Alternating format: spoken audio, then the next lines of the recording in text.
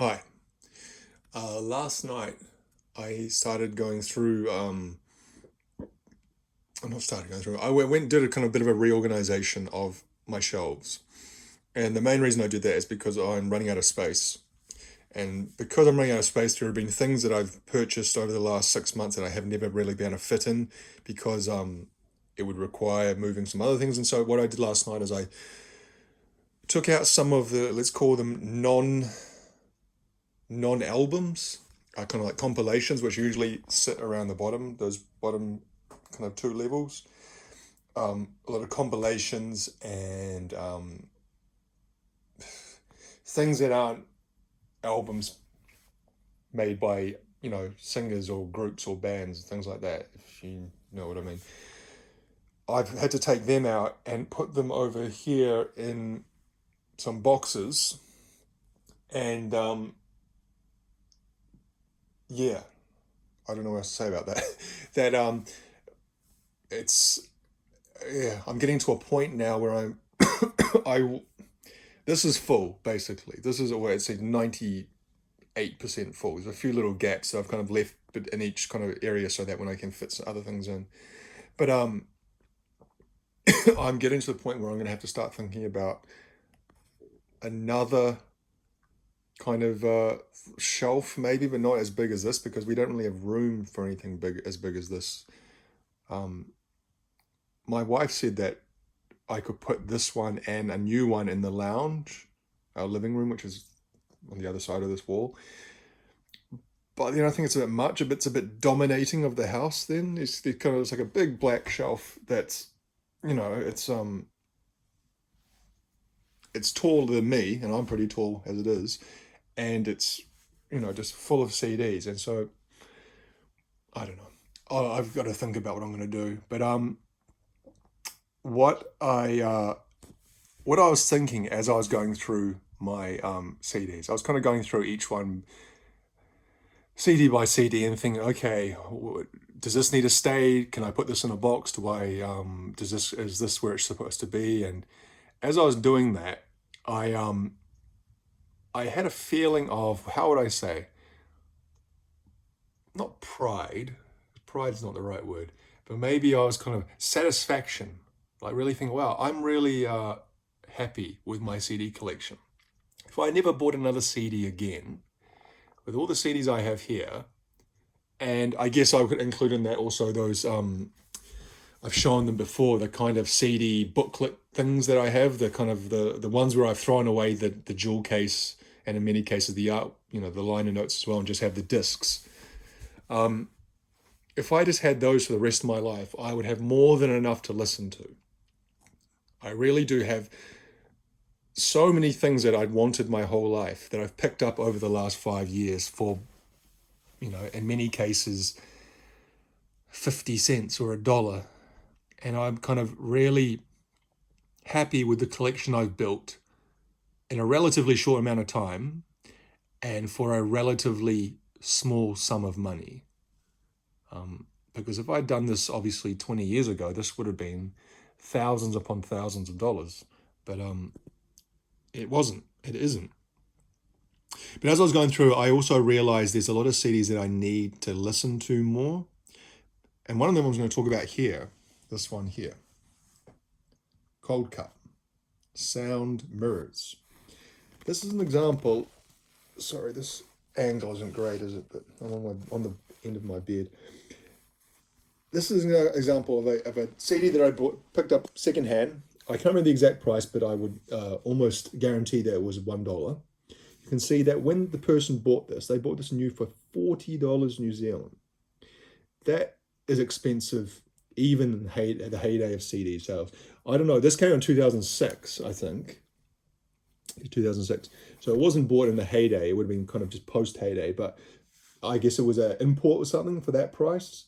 But purchase it real groovy, as so many of the CDs I own have been. So this is secondhand because I picked it up at a secondhand shop. I have heard the band Cold Cut for years. They were often referred to, even when I was a teenager. I remember seeing Cold Cut referred to on you know, in interviews and on music TV and stuff like that. And I've heard bits and pieces of them over the year. I've heard more of their older stuff, like their song they did, uh, Doctoring the House? When you hear it, you know it's kind of that mid late 80s kind of poppy house electronic kind of stuff. And the other one is the one they did with Lisa Stansfield. What is that called? The what do you People Hold On. People Hold On. That one. Um, that's probably their most well known one. At least in New Zealand it was. Um, and that's how I've known them, of that kind of sound. And to be honest, I'm not really a fan of that era of their music. I can listen to it and appreciate it at its place in the history of musical evolution and electronic music in particular, but I wouldn't sit down and listen to it of itself, if you know what I mean. But I've heard enough about them that I thought, well, when I saw this secondhand, it was only $1, I thought, well, I'll pick it up. And I would pick this up probably 3 years ago, I'd say, 2 or 3 years ago. And I would have listened through to it once, maybe even twice, but nothing since that. And so there's a few CDs in my collection like that I see them from time to time. I think, okay, I've got to listen to that again. I need to get more of a feel for this, because if I don't like it, if I play it again and I don't like it, then why is it on the shelf? And so I was listening to this afternoon, and actually, it's pleasantly surprised. I knew that I had some positive feeling towards it because I'd listened to it before, and it wasn't immediately like but this is the last album they've done. I don't think they've done an album since this. The two guys that make up Coldcut, the two English fellows, and that's what, 18 years now. Maybe they've done other music like singles or remixes and stuff, but hang on, I'm gonna try and see if I can find something to kind of lift this up a little bit, because the angle is not exactly conducive. There we go, it's a bit better.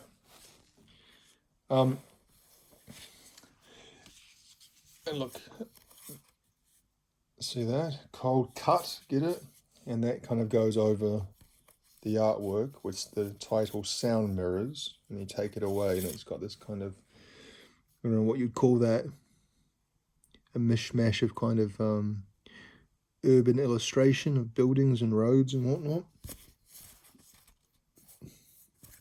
Most of the tracks have got featured guests on them, because these guys obviously are music producers. They don't sing or anything. They're like, I guess, DJs in the sense of that style of music. That's blurry, isn't it? There's a whole bunch of liner notes there. And then on this side, there's more liner notes. Now, this was put out, was it put out? Yes, on Ninja Tunes. Ninja Tune. And Ninja Tune is, I've talked about it before, and I was talking about this the last video I did. Was it the last video where I talked about Island Records and how, yeah, you see the Island Records label or colors on the spine of the CD when you're scanning the shelves, and you kind of immediately kind of focus in on it, because you think, well, Island Records, okay, they put out some decent stuff. Usually with the first thing I think of when I think of Island Records is U2, which might be a bit of a blasphemy. I don't know, maybe the Island's more well known for some reggae stuff, but in my musical upbringing, it was more U2 that I remembered Island being with, or U2 being with Island. Well, the same with Ninja Tunes. Ninja Tunes is obviously not a really super recognizable logo or anything, but the name Ninja Tune, they put out some, and Ninja Tune was actually started by the two guys in Coldcut, who, what are their names? Hang on, I should probably say their names. They formed that record label. Oh God, I just got out of the thing that had their names on it. Matt Black and Jonathan Moore. Credited as pioneers for pop sampling in the 1980s, Coldcut are considered the first stars of UK electronic dance music. Innovative style have featured cut-up samples from hip-hop, soul, funk, spoken word, and various other types of media. So yeah, they started Ninja Tune. It was founded by Coldcut and managed by Peter Quickie. And that is the label more, oh God, the logo more clearly there. Like I said, it's not the most recognizable thing. It's not the kind of thing that pops out when you see it on a spine. But when I read the name Ninja Tune or I see a band as something's released by them, then I'll almost give it a benefit of doubt by just off the fact that it's on Ninja Tunes, because they put out a lot of good stuff over the years. Not 100%, obviously.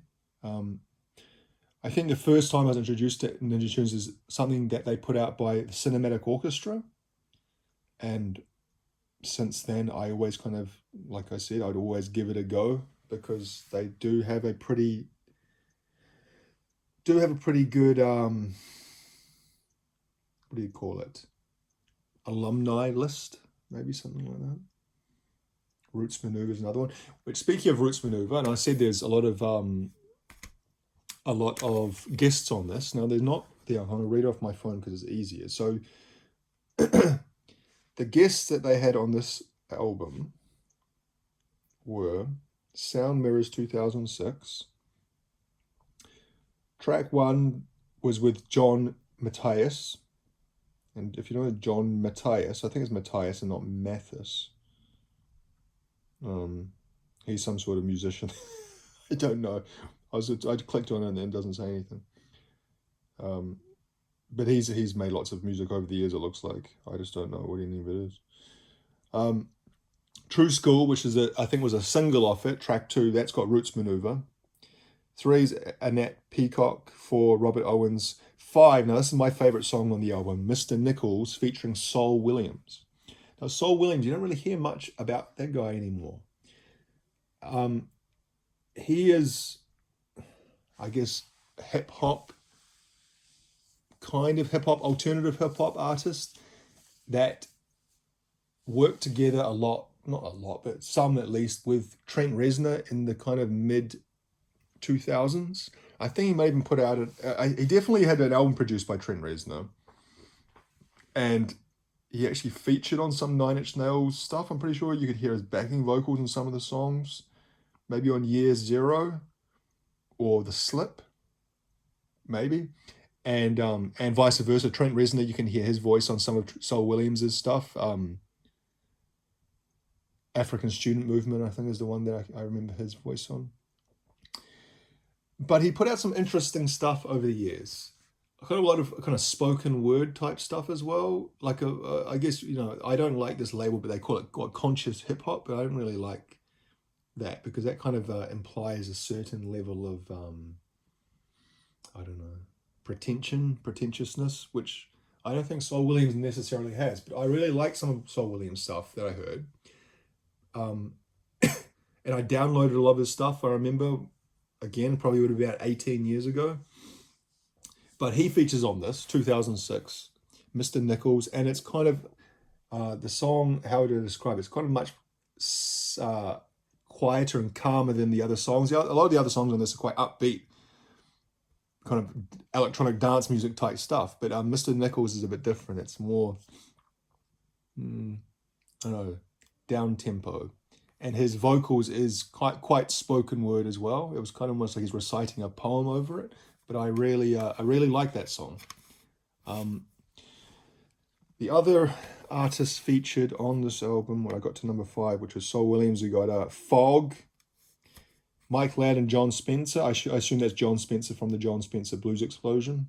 Don't hear about them much nowadays either, do you? Amiri Baraka, Soweto Kinch, Mofo Skeef.